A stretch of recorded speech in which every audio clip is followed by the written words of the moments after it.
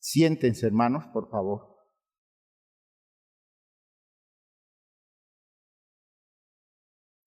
En esta experiencia espiritual que nos aporta la palabra como texto guía de la enseñanza, quería que al leer la iglesia se sensibilizara con una tragedia. Es una descripción, gracias, una descripción muy cruda de la destrucción de un pueblo.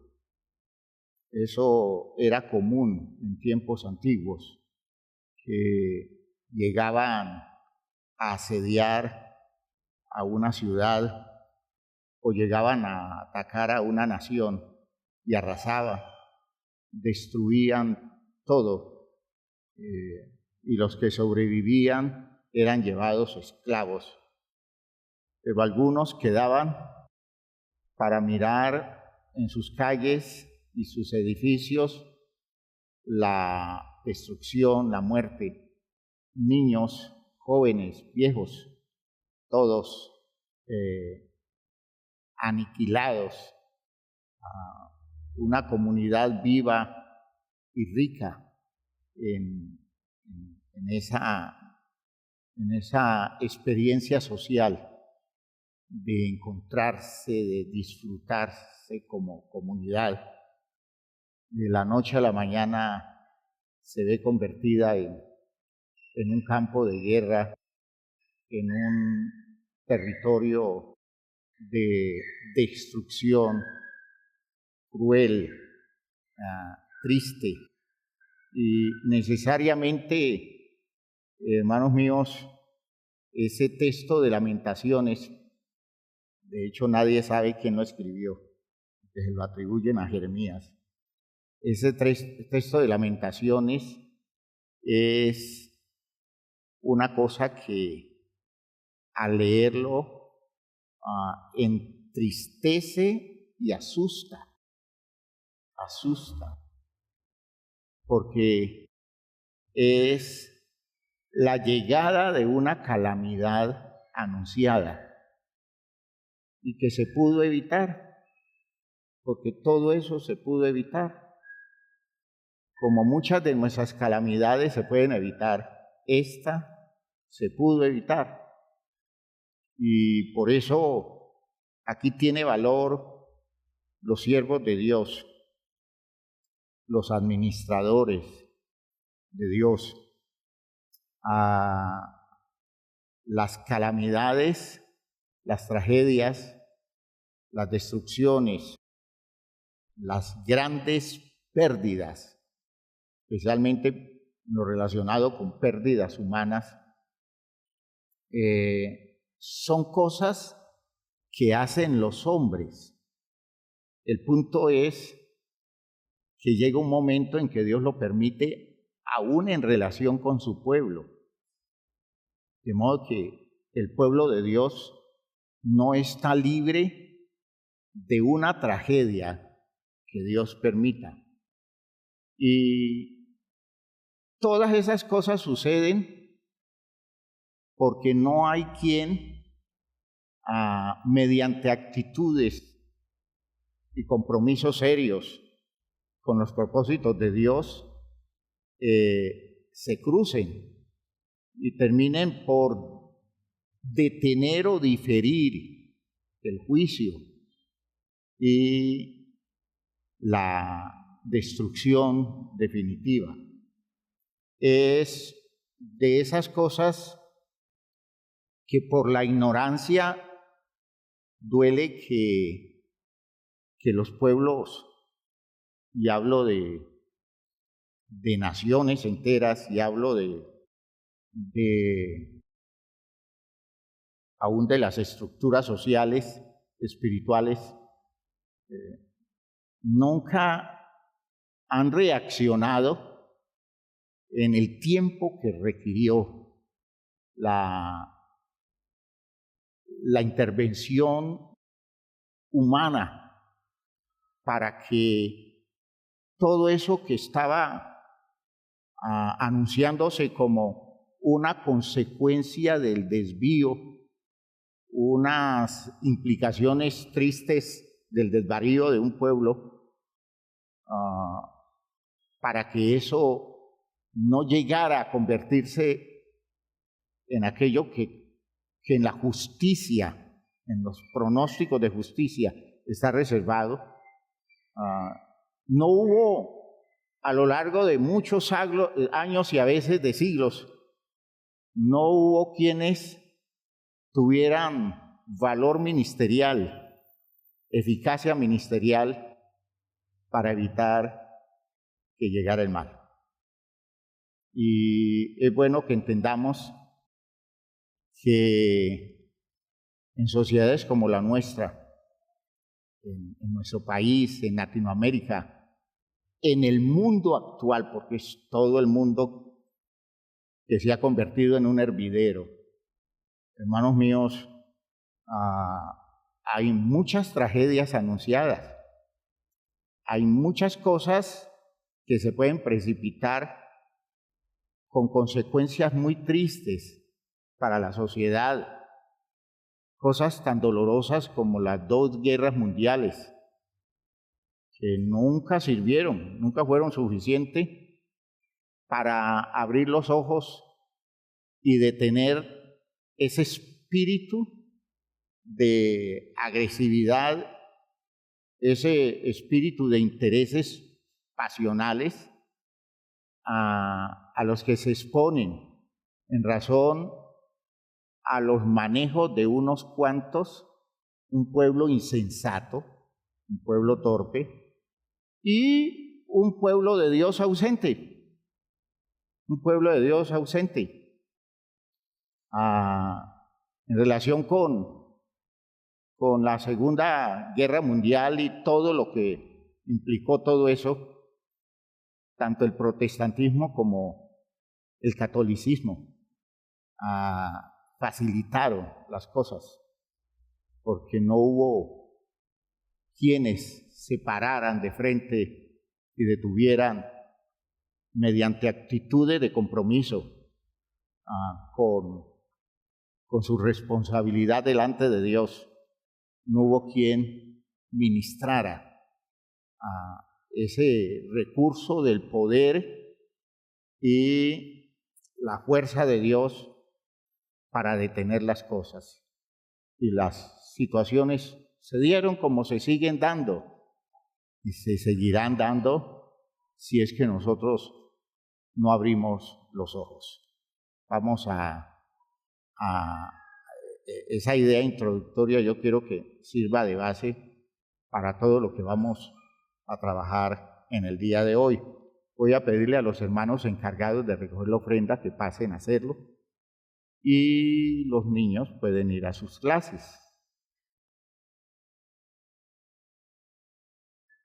Cuando nosotros leemos en el texto de Isaías, capítulo 53,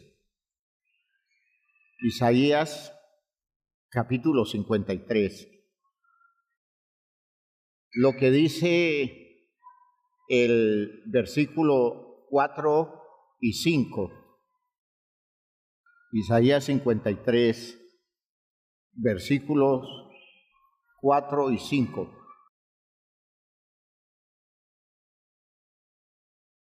Ciertamente llevó Él nuestras enfermedades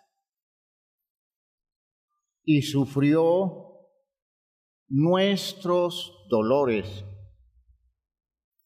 y nosotros le tuvimos por azotado, por herido de Dios y abatido, mientras Él estaba recibiendo el impacto de nuestra maldad, de nuestra agresividad, de nuestra perversidad. nosotros, al verlo malherido por nosotros mismos, agredido por nosotros mismos, decíamos, se lo merece. Lo que le está pasando, eso se lo merece. Debe ser que ha hecho cosas muy malas. Debe ser que su pecado haya sido tan grande que por eso Dios lo hiere, Dios lo abate. Y no nos dábamos cuenta que éramos nosotros y no Dios quienes lo estábamos agrediendo, quienes lo estábamos maltratando. Ciertamente llevó él nuestras enfermedades, pues, voy a decirlo en los términos muy coloquiales nuestros en Colombia, chupó él por nuestra condición enferma. Cuando un hijo dice, es que mi papá es un neurótico, y vaya que sí chupé bastante de la neurosis de mi papá. A mí sí me agredió enormemente la neurosis de mi papá. Sí, pues eso es lo que está diciendo el texto. Él llevó nuestras enfermedades y sufrió nuestros dolores cuando nosotros lo teníamos por azotado, por herido de Dios y abatido, pero él herido fue por nuestras rebeliones, molido por nuestros pecados. El castigo de nuestra paz, piensen ustedes, él en la forma como asimiló la tragedia a la que lo abocamos, hizo que eso que nosotros hicimos no se devolviera contra nosotros. Por tanto, en su actitud humilde, en su actitud sabia, queriendo evitarnos consecuencias, él lo asimiló en la condición de alguien que ama y no escandaliza a quien lo agrede para evitar que vengan consecuencias feas sobre su vida. ¿Sí? Esa es la actitud, es la sabiduría de ese hombre que sabe tomar posturas frente a la maldad que lo agrede, que lo maltrata, y en cambio de reclamar justicia, y en cambio de condenar a los que lo hieren, él lo asume y delante de Dios hace un reconocimiento como de aquel que considera que el daño que ha recibido es producto de la incapacidad de aquellos que lo han agredido. Y los perdona y reclama el perdón para ellos. ¿Qué hizo él? Lo primero fue detener todo el juicio, todas las consecuencias que vendrían por el maltrato al inocente, por agredir al justo, porque eso trae consecuencias. Y miren que el principio se sostiene, mas el herido fue por nuestras rebeliones, molido por nuestros pecados, el castigo de nuestra paz fue sobre él, y por su llaga fuimos nosotros curados. Es paradójico lo que sucedió. ¿Y qué indica eso? Que él detuvo un proceso trágico sobre una comunidad, sobre una sociedad. Hubiera querido detenerlo definitivamente, no pudo. a unos cuantos años después, unos 40 años después, la tragedia llegó, porque no hubo quienes, digámoslo así, tomaran esa responsabilidad ni guiaran al pueblo hacia los caminos de una conversión real. Él quiso advertirles, él quiso decirles, ese no es el camino. El camino no es la violencia. Nunca en los procesos salvadores de Dios, y menos a través de la experiencia de Cristo Jesús, nunca la solución es violenta, nunca. ¿Ya? El pueblo de Dios nunca gana nada con violencia, porque es que le dice a Pedro, si tú sacas la espada y agredes, ten presente que esa espada que has usado para agredir, esa espada vendrá sobre ti. Eso es una condición que tú no puedes evitar. De modo que este no es el camino, esa no es la solución. ¿Ya? Y hermanos, el lamento de Jesús sobre Jerusalén fue muy diciente, ¿no? La vio a la distancia, yo creo que estaba bajando hacia Jerusalén cuando la mira y ya él visualiza como un profeta, como una persona que entiende todo aquello que se va a precipitar. Hermanos, y le duele, como le está doliendo al escritor de Lamentaciones, la tragedia de su Jerusalén.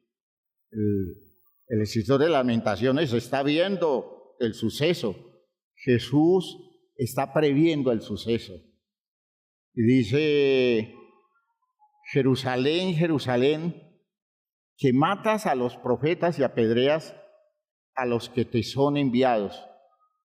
¿Cuántas veces quise juntar tus hijos como la gallina junta sus polluelos debajo de sus alas y no quisiste?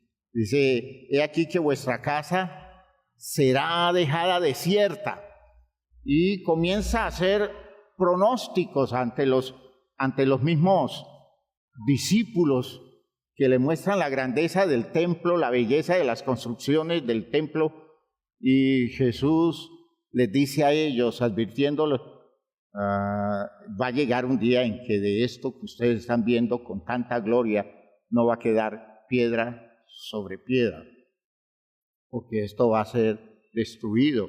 En otra ocasión él dice, tú no sabes lo que es este tiempo para tu paz, tú no entiendes lo que ha significado mi presencia, buscando que la tragedia no te llegue, ¿ya?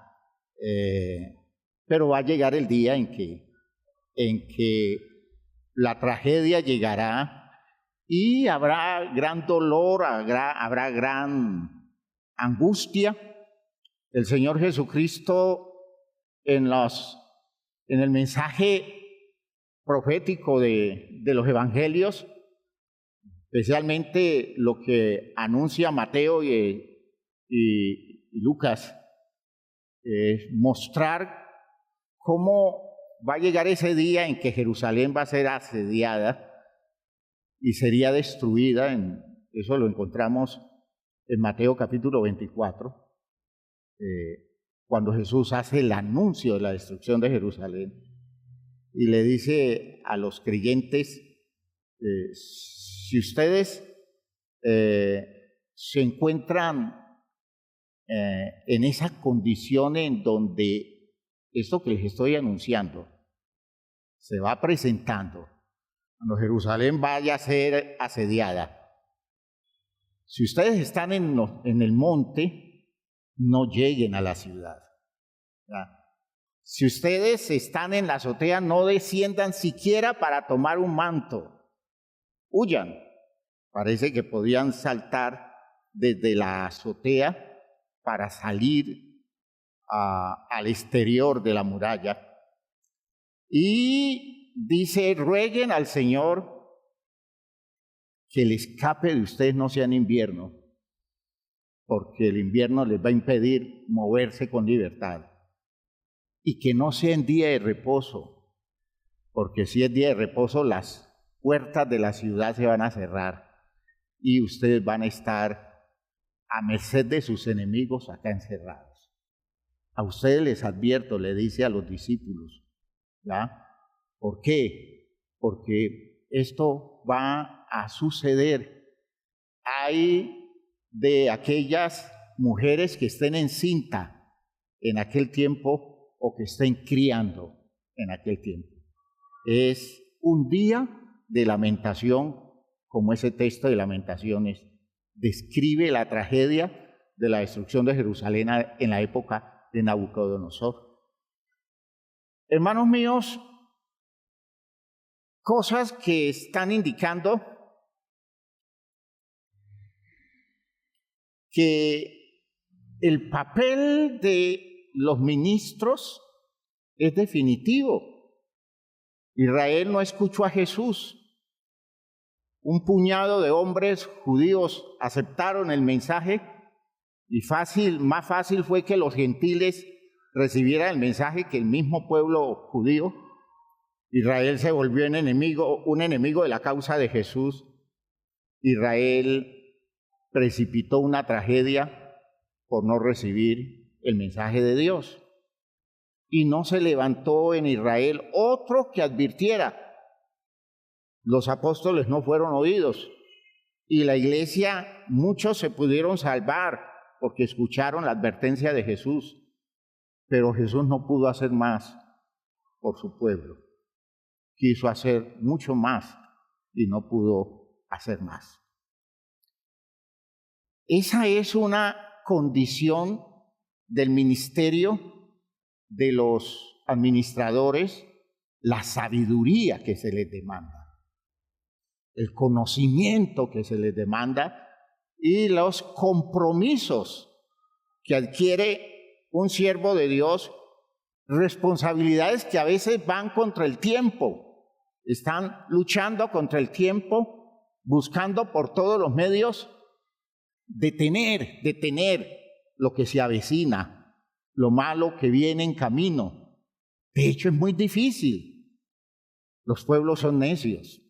Aún hablando del pueblo de Dios, estoy pensando en el pueblo cristiano, en épocas como la presente, es un pueblo necio, superficial, más llevado de los manejos y los intereses comunes del mundo que de las razones de Dios, y hace falta más siervos comprometidos con la claridad, porque un mensaje multiplicado a través de muchos, desde muchos enfoques, porque, hermanos míos, el cristianismo puede desarrollar enfoques, desde muchos enfoques, gente comprometida con una claridad de lo que se está anunciando, de lo que se está entendiendo, podrían detener muchas cosas, podrían impedir muchas tragedias. El descarrío, hermanos, de todos, en ese caso de Israel, y yo diría en el tiempo actual, no ha habido quien pudiera prevenirlo, no hubo quien en ese entonces pudiera prevenirlo y reorientar la nación.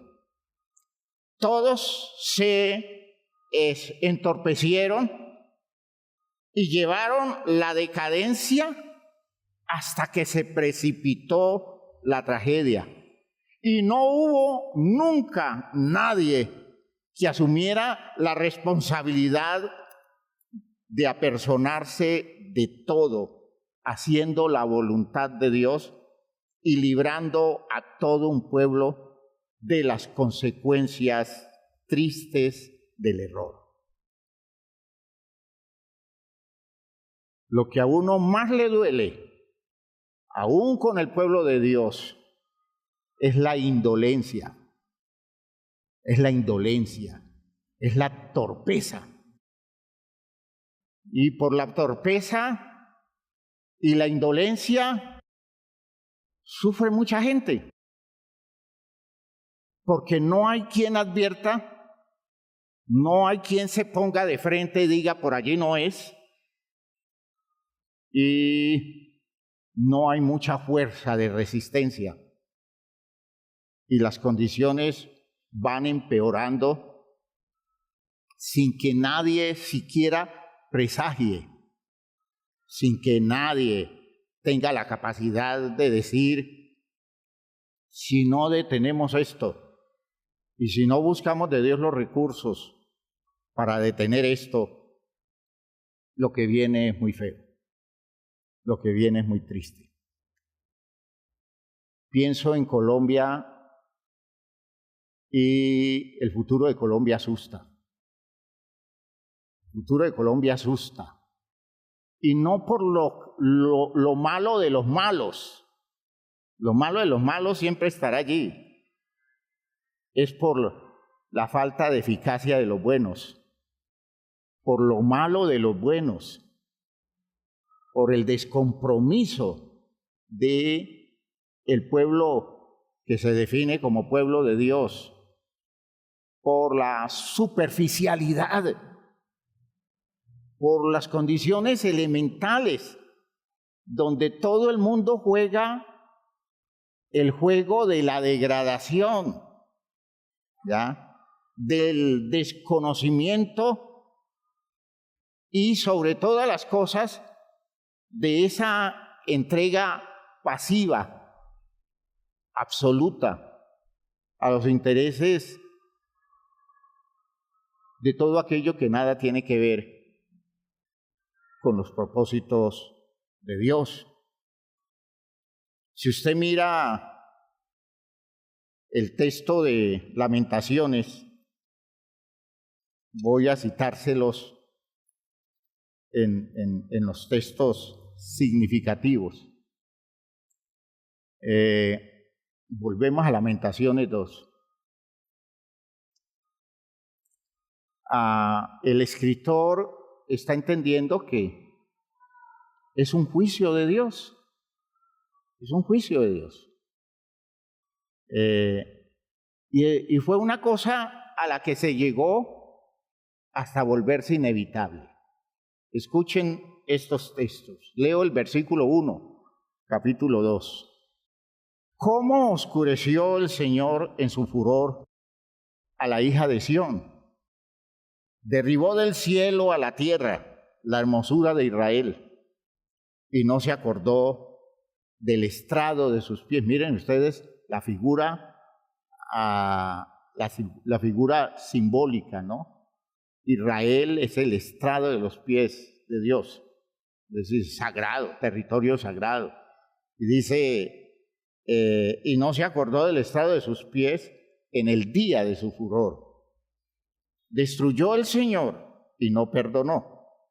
Destruyó en su furor todas las tiendas de Jacob. Echó por tierra la fortaleza de la hija de Judá. Humilló al reino y a sus príncipes.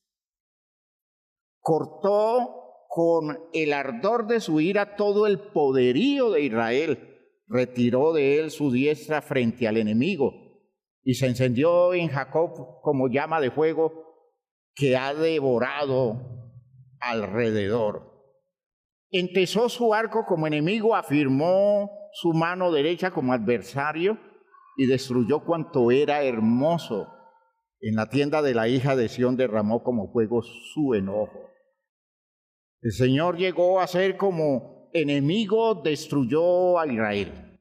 Una insistencia en eso de que es Dios, que no le quedó cómo detener en justicia las consecuencias del desvarío de un pueblo. ¿Ve? Si se precipita, no es porque Dios guste de hacer eso, sino porque llega un momento en que no puede detenerlo, porque no hay con quién. No cuenta con gente dispuesta. Y entonces se va dando todo un proceso hasta que cae en degradación total. Y eso es aplicable, no solo para una nación, no solo para una comunidad espiritual, eso es aplicable a las familias. Y eso es aplicable a las personas individualmente. Llega el momento en que no se puede evitar el juicio y las implicaciones dolorosas de errores consuetudinales que nunca se hizo nada por cambiar, hasta que ya no se puede detener y da la impresión que Dios ensaña. Yo diría que conociendo el corazón de Dios, si hay una persona que se duele de que las cosas se tengan que dar así, es Él. Y si hubiera algo por hacer para evitar que se dieran las cosas, Dios lo hubiera hecho. Pero cuando se precipita ese tipo de condiciones, hermanos, está significando que no hubo mucho por hacer, no hubo más que hacer. Dice, quitó su tienda como enramada de huerto. ¿Ustedes saben lo que es una enramada de huerto? Una enramada se construye mientras se está cultivando en un huerto. Cuando se cosecha lo cultivado, la enramada se abandona. Y eso es lo que está diciendo. Quitó su tienda. ¿Y cuál es su tienda? El lugar donde Dios habita. Y la quitó como se quita la enramada de huerto. Destruyó el lugar en donde se congregaban. Jehová ha hecho olvidar las fiestas solemnes y los días de reposo en Sión, y en el ardor de su ira ha desechado al rey y al sacerdote. Desechó el Señor su altar, menospreció su santuario, ha entregado en mano del enemigo los muros de sus palacios. Hicieron resonar su voz en la casa de Jehová, como en el día de fiesta.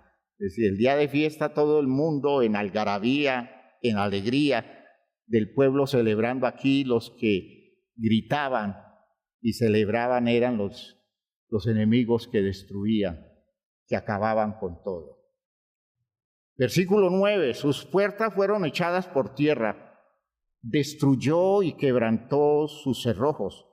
Su rey y sus príncipes están entre las naciones donde no hay ley, con rey y con príncipes, y se está viviendo en una nación donde no hay ley. Sus profetas tampoco hallaron visión de Jehová. Y si usted lee el versículo 14, va entendiendo. Tus profetas vieron para ti vanidad y locura. Esos eran los ministros que habían. Los siervos de Dios que estaban hablando necedades, hablando ocurrencias y negándole al pueblo el conocimiento de la verdadera palabra de Dios. Entretenidos, jugando a sus intereses y a sus cálculos, y no se dieron cuenta que no advirtieron, porque ni siquiera ellos lo vieron, no advirtieron toda la desgracia que venía en camino. Los profetas vieron para ti vanidad y locura, y no descubrieron tu pecado para impedir tu cautiverio. No hablar de cosas que demanden, que exijan, porque al pueblo no le gusta que le exijan. El pueblo se aleja de ese tipo de enseñanza en el que se confronta. Y los profetas y los sacerdotes se vuelven expertos en evadir la confrontación para evitar incomodidades en el pueblo. Y de hecho, eso facilita que se precipite un juicio de condenación. Y dice, no descubrieron tu pecado para impedir tu cautiverio, sino que te predicaron vanas profecías y extravíos. Versículo 17. Jehová ha hecho lo que tenía determinado. Ha cumplido su palabra, la cual él había mandado desde tiempo antiguo. Es decir, esto estaba anunciado, esto estaba advertido. Destruyó y no perdonó, y ha hecho que el enemigo se alegre sobre ti y enalteció el poder de tus adversarios. El corazón de ellos clamaba al Señor, oh hija de Sión. echa lágrimas cual arroyo día y noche. No descanses, ni cesen las niñas de tus ojos. Levántate, da voces en la noche al comenzar las vigilias. Derrama como agua tu corazón ante la presencia del Señor.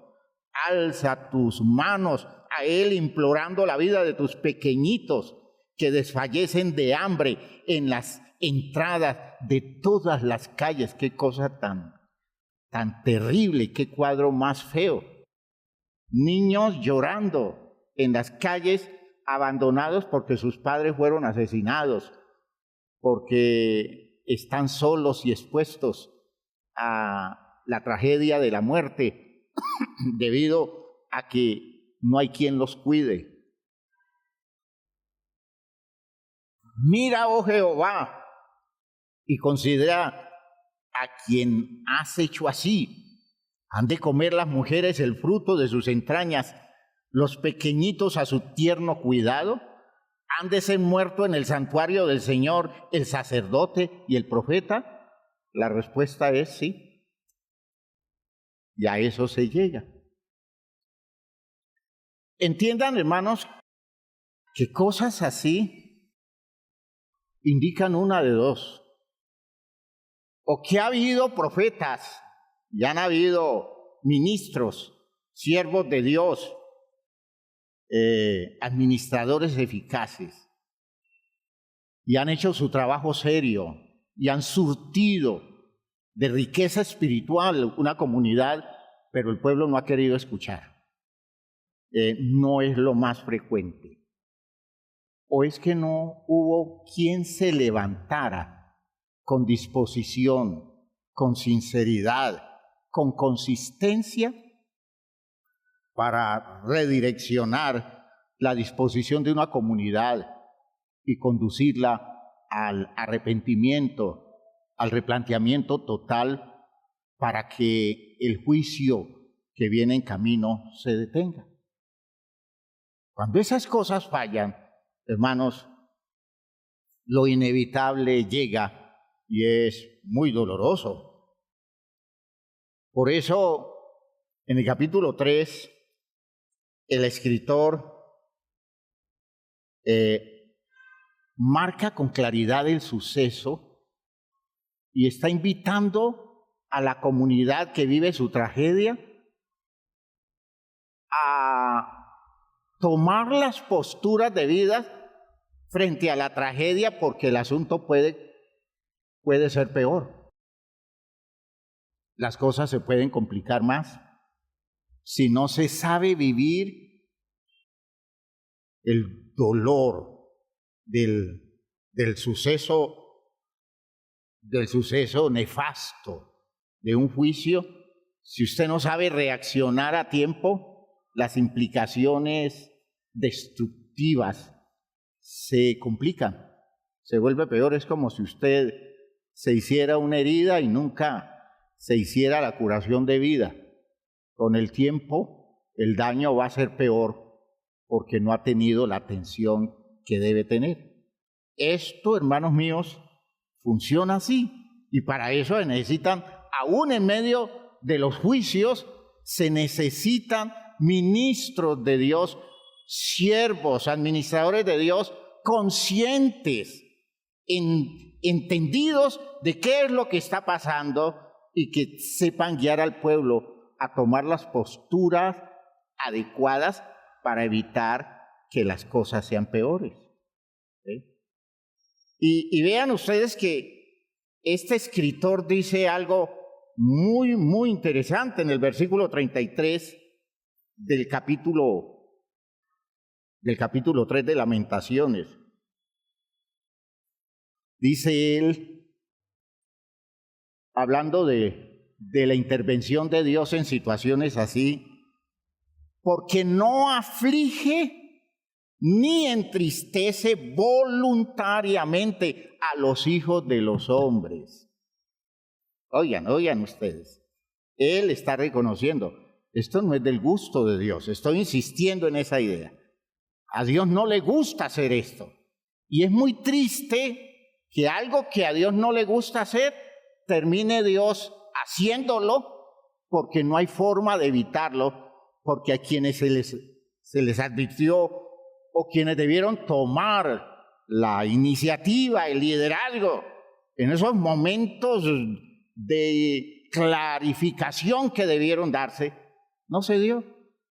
Y entonces, no es que Él lo haga con satisfacción, no entristece ni aflige voluntariamente a los hijos de los hombres. Pero miren ustedes, versículo 34, desmenuzar bajo los pies a todos los encarcelados de la tierra, es decir, tratar mal a aquellos que están sufriendo el yugo de la opresión de los poderosos, ¿ya?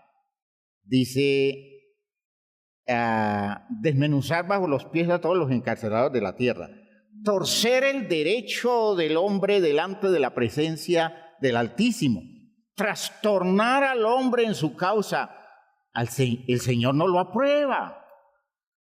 ¿Quién será que diga que sucedió algo que el Señor no mandó? De la boca del Altísimo no sale lo malo y lo bueno, es decir, malo no por maldad, malo por lo desagradable, por lo feo, por lo triste, por lo trágico. No sale de la boca del Altísimo, no sale lo malo y lo bueno. ¿Por qué se lamenta el hombre viviente? Está hablando él en medio del juicio terrible que está viviendo. ¿Por qué se lamenta el hombre viviente? Laméntese el hombre en su pecado. El problema no es el juicio de Dios.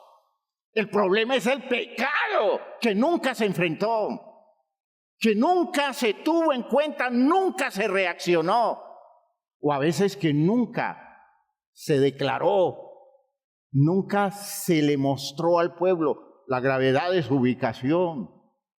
Entonces, ¿para qué se lamentan? Están viviendo las consecuencias de sus propias decisiones, de sus posturas. Laméntese el hombre en su pecado y entonces propone algo. Escudriñemos nuestros caminos y busquemos y volvámonos a Jehová. Lamentemos, levantemos nuestros corazones y manos a Dios en los cielos. Nosotros nos hemos rebelado y fuimos desleales. Tú no perdonaste. Aleluya. Entiendan, ese tú no perdonaste llegó al colmo. La situación llegó al colmo. Ya no pudo Dios decir esperemos un día más. Ya no pudo Dios pararse y decir, bueno, démosles un año, como en la parábola. ¿Recuerdan? La parábola de la planta ¿cómo? De la higuera. Cómo hay un intercesor que le dice al dueño de la tierra, detén esto de arrancarla, detén por un año, déjame yo la abono, yo arreglo las cosas y esperemos a ver qué sucede dentro de un año. Es decir, diferir un año es una cosa grandiosa. Aleluya. Pero cuando ya Dios tiene que precipitar lo que se tiene que dar, hermanos míos, es lamentable, porque precipitado el juicio no se detiene. ¿Me están oyendo? Precipitado el juicio no se detiene. El juicio no se detiene en mitad de camino. El juicio se detiene antes de que llegue. Y dice, levantemos nuestros corazones y manos a Dios en los cielos. Nosotros nos hemos rebelado y fuimos desleales. Tú no perdonaste. Desplegaste la ira y nos perseguiste, mataste y no perdonaste. Te cubriste de nube para que no pasase la oración nuestra. Nos volviste en oprobio y abominación en medio de los pueblos. Terrible condición, ¿no? Terrible condición. Es un proceso, hermanos míos, en el que las posibilidades de salvación dependen de la disposición de todo el pueblo, inicialmente. Si como en Nínive, en la historia de Jonás, como en Nínive, el rey y todo el pueblo entrara en un acto de conversión, porque Dios mandó a Jonás a anunciarle una tragedia que venía por todas sus maldades, y el rey toma la iniciativa y compromete a todo el pueblo y se humillan y ayunan. En el texto tiene un dejo humorístico, ¿no? Hasta las bestias ayunan allí en Nínive, porque es como si todos hubieran entendido que podía impedirse la tragedia reaccionando y reconociendo sus errores. Y miren ustedes que al final ese fue el dolor de Jonás, porque se sentó a mirar cómo Dios destruía una ciudad que seguramente no se iba a arrepentir, y para sorpresa de Jonás el juicio no llegó, la destrucción no llegó, y claro, se molestó, porque él quería que Nínive fuera destruido, porque en Nínive los asirios le hicieron mucho daño a Israel, de modo que lo bueno fuera que ellos sufrieran el juicio de Dios. Pero la predicación del profeta Jonás fue suficiente y el pueblo se arrepintió y el juicio no llegó. ¿Ven ustedes? Van viendo que el asunto es de prevenir, es de actuar a tiempo, y está dependiendo del compromiso de todo el pueblo. Ahora, cuando no todo el pueblo reacciona, un grupo de ellos lleva sobre sus hombros la salvación de todos. Si se levanta un puñado de personas o una comunidad espiritual a hacerle resistencia a todo eso y a clamar a Dios para que Dios difiera el juicio, un grupo de personas es suficiente para detener un juicio e impedir que todo el pueblo sufra las consecuencias tristes de sus errores. Y en la medida en que, digámoslo así, es más complicado, o en la medida en que en el pueblo se va encontrando menos gente, cuando no es un buen grupo sino unos cuantos, o cuando no son siquiera unos cuantos sino uno solo, con uno solo es suficiente para diferir un juicio. Eso es sorprendente, ¿no? Eso es sorprendente.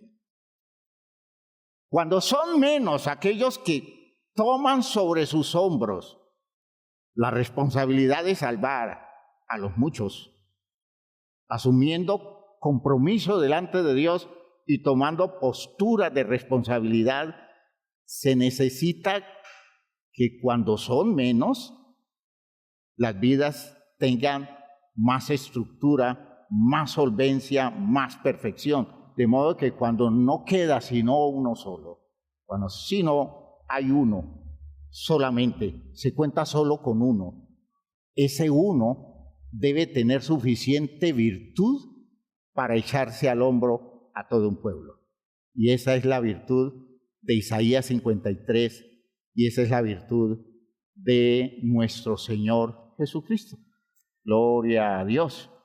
Gloria a Dios. Vean ustedes que esa condición es una condición sorprendente. Una sola persona es suficiente si asume la responsabilidad, si asume con madurez, con solvencia, el compromiso de enfrentarse a toda una comunidad desubicada, pero lo toma con tanta responsabilidad y se ubica en Dios de una forma tan ideal que uno solo difiere el juicio. Jesús detuvo el juicio hasta donde las posibilidades dieron, hasta que llegó un momento en que no hubo forma de detenerlo y Jerusalén fue destruida. Pero Jesús lamentó que no le hayan prestado atención. Jesús lamentó que no lo hayan tomado en serio. Y vean ustedes que solo se precisa de siervos comprometidos, siervos entendidos, administradores claros de lo que históricamente se va dando, de lo que la visión de Dios va mostrando, de las implicaciones, de lo que el cielo revela acerca del proceso decadente y de la presencia cercana de un juicio. Si hay personas que tengan capacidad para visionar esto y que tengan posturas espirituales muy comprometidas, detienen, pero si no hay quienes, con todo y pueblo de Dios, la tragedia llega y se destruye muchas vidas.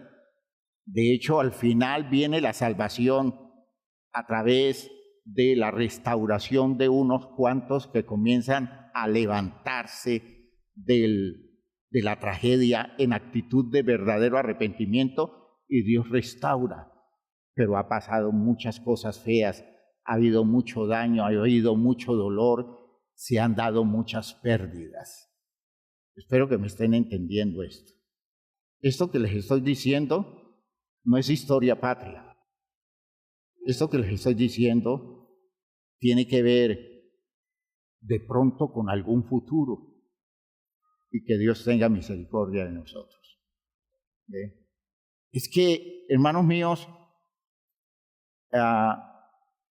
tanta falta de visión espiritual, tanto desconocimiento de los propósitos de Dios, tanta irresponsabilidad. Eso de vivir de cualquier manera y creer que nada va a suceder, y que eso no tiene implicaciones, hermanos míos, eso es grave. Eso es una cosa muy grave. Y necesitamos despertar y necesitamos reaccionar. En la experiencia de sucesos bíblicos, vamos a entender que muchas de esas cosas sucedieron ya. A la luz de la revelación bíblica les voy a mostrar muchos de esos sucesos, además de este que se encuentra en Lamentaciones y que tiene que ver con la destrucción de Judea por el poder de Judá, por el poder de los babilonios, y lo que vino después por el Imperio Romano en la destrucción de Jerusalén, que se dio en el año 70 de la era cristiana. Hermanos, hay acontecimientos bíblicos muy claros de cosas que llegaron y se pudieron detener, ¿ya? De tragedias que se dieron y pudieron evitarse, de familias enteras que cayeron en desgracia porque no hubo quien a tiempo tomara medidas y sus posturas fueran tan responsables que se encargara de detener el juicio y detener la tragedia, impedir que llegara. El problema es la indolencia. El problema es el descompromiso moral. La gravedad de todo esto es esa tranquilidad excesiva de todo el mundo aceptando lo que sea y jugándole a lo que sea, ¿ya? Permitiendo que en los ambientes sociales de las familias, en los ambientes sociales de las comunidades espirituales, cualquier cosa se acepte como buena y se juegue a asumir eso de entender que Dios es muy bueno y que Dios va a pasar por alto todo y no darse cuenta que los procesos sociales son condiciones que tienen dinámica, tienen una existencia dinámica que requiere que en justicia ciertas cosas se den porque inevitablemente se tienen que dar porque hacia allá corren las decisiones humanas. Y si no hay quien tenga el entendimiento claro, si no hay quien tenga la sabiduría suficiente, el dolor y la tragedia se apodera de todo. Que Dios nos ayude. Que Dios nos ayude. Estamos hablando con mucha claridad, hermano. Estamos hablando con mucha claridad y espero que entiendan que si esto se está diciendo es para que lo tomemos en serio. Y es para que esto no se dice para asustar a nadie. Esto se dice porque es palabra de Dios y porque son razones de Dios que se están gestando alrededor de condiciones humanas. Las sociedades precipitan cosas. Dios quiere detener todas ellas y necesita hombres y mujeres como todos nosotros para que asumamos compromiso al respecto. Pónganse de pie, por favor.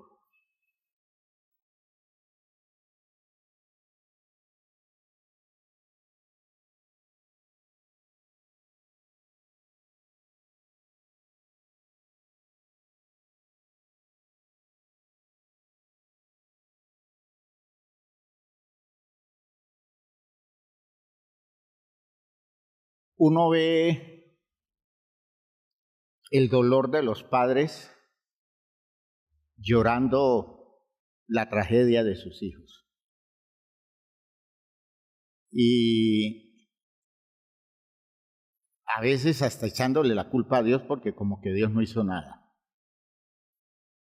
Pero hay muy poco sentido de crítica, de autocrítica.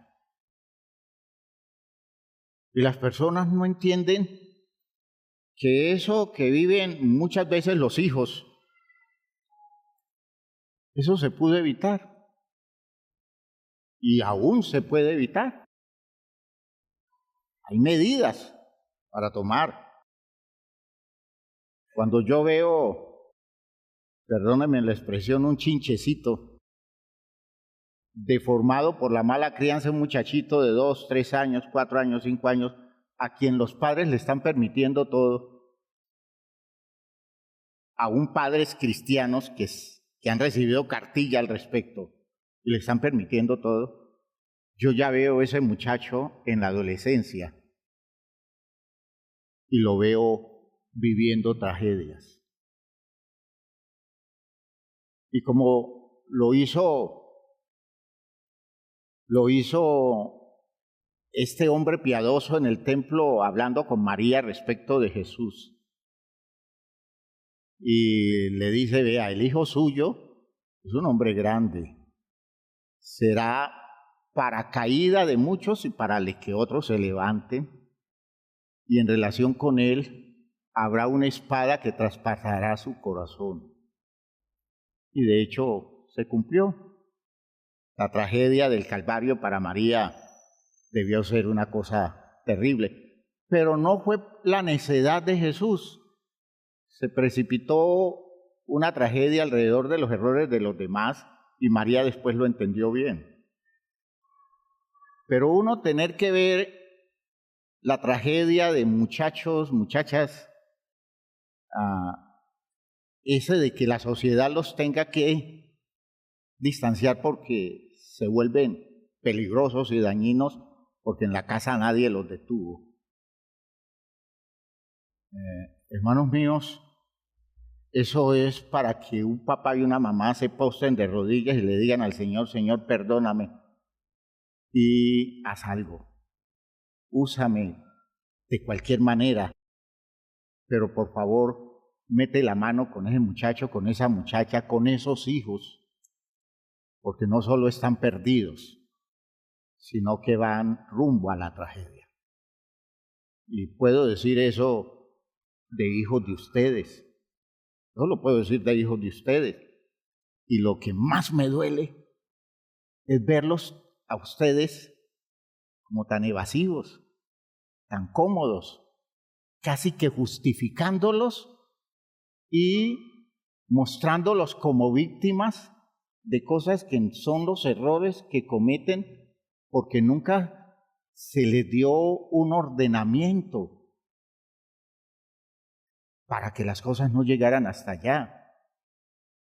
cuando se está dando la tragedia de los hijos de David, de la familia de David, esa tragedia se señala muy bien. Es que el muchacho creció y el papá nunca le dijo eso no está bien, nunca le dijo esto no es correcto, nunca lo detuvo. Lo dice el texto respecto del rey de Israel. El muchacho se perdió porque el papá nunca hizo nada. Ojo, dejémonos de ser cómodos y aceptemos la responsabilidad, porque todavía se puede salvar mucho si es que nos disponemos a hacer replanteamientos de fondo y a tiempo descubrir las cosas que se están desviando, porque ya hay un juicio que está programado y que debiéramos tener la suficiente sabiduría y el entendimiento para detenerlo y que nuestros hijos no caigan en la terrible condenación de una sociedad descompuesta que no acepta remedios y que no permite sanidad. Que Dios tenga misericordia de los nuestros y que Dios tenga misericordia de nosotros y que Dios tenga misericordia de nuestros vecinos, que Dios tenga misericordia de nuestra sociedad, de nuestra iglesia, que Dios tenga misericordia. Padre eterno, gracias. Gracias porque tu palabra ha hablado, Señor. Gracias, Señor, porque estás despertando sensibilidad y estás despertando conciencia. Gracias, Señor, porque estás llegando allí donde se tiene que llegar, eficazmente se tiene que llegar. Oh, Dios mío, tú estás tratando de despertar sensibilidad hacia razones profundas de la vida, para que la mediocridad del mundo, Señor, no tome territorio en medio de tu pueblo y para que podamos tener posibilidades de salvación oportuna en medio de muchas condiciones difíciles a las que nos vemos enfrentadas. Gracias, Padre Santo, porque tu palabra llega oportunamente. Gracias porque si nos permites entender esto es porque tú estás en esa disposición de detener muchos procesos que tú sabes se están precipitando hacia una tragedia definitiva.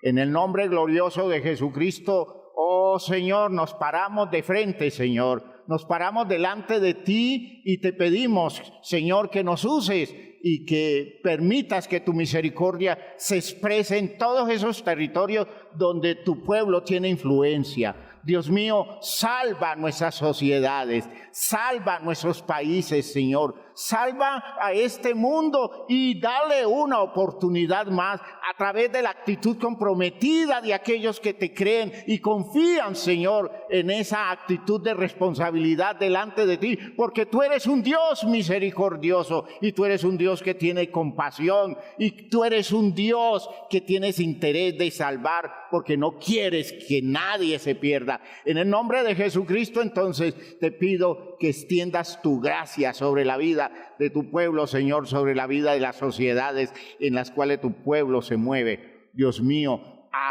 da alternativas y produce impactos salvadores y oportunos, Señor. En el nombre de Jesús el Señor. Amén, amén, amén, amén, amén. Métale cabeza a todo esto, hermano mío. Métale el corazón y métale voluntad. Comprométase. Hay mucho por salvar. Aún estamos a tiempo para salvar. Dios les bendiga a todos. Salúdense unos a otros.